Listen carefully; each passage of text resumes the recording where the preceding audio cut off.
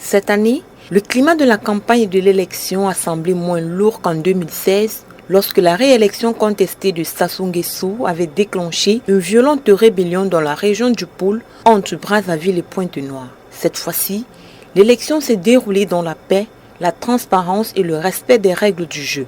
Avant même l'ouverture des bureaux de vote, les autorités congolaises ont coupé l'accès au réseau Internet. Plusieurs bureaux de vote ont connu des retards et peu d'affluence a été constatée à l'heure du début de vote. Selon un correspondant de l'agence France Presse, 101 électeurs sur 135 ont voté dans un bureau du quartier Poto-Poto à Brazzaville. Et au quartier de ONZ, seules 80 personnes ont voté sur 800 inscrits. Le président sortant, Denis Sassou Nguesso, qui a voté après 11h30, a dit avoir un sentiment de grande satisfaction car partout dans le pays, le peuple s'est mobilisé pour prendre part au processus électoral.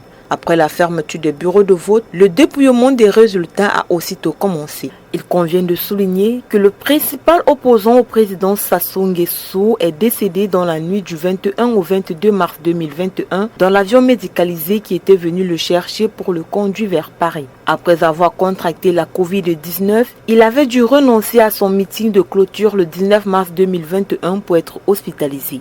Dans un message vidéo enregistré depuis son lit d'hôpital et diffusé un jour plus tard, il est apparu épuisé, assisté d'un respirateur. Il avait par ailleurs affirmé lutter contre la mort tout en appelant les Congolais à se rendre aux urnes le 21 mars 2021. Proclamé deuxième de la présidentielle de 2016, remporté par Sassou Nguesso dès le premier tour, Guy Brice Parfait Kolela, devenu cadre à la retraite, se disait prêt à réaliser l'alternance au regard de sa base électorale.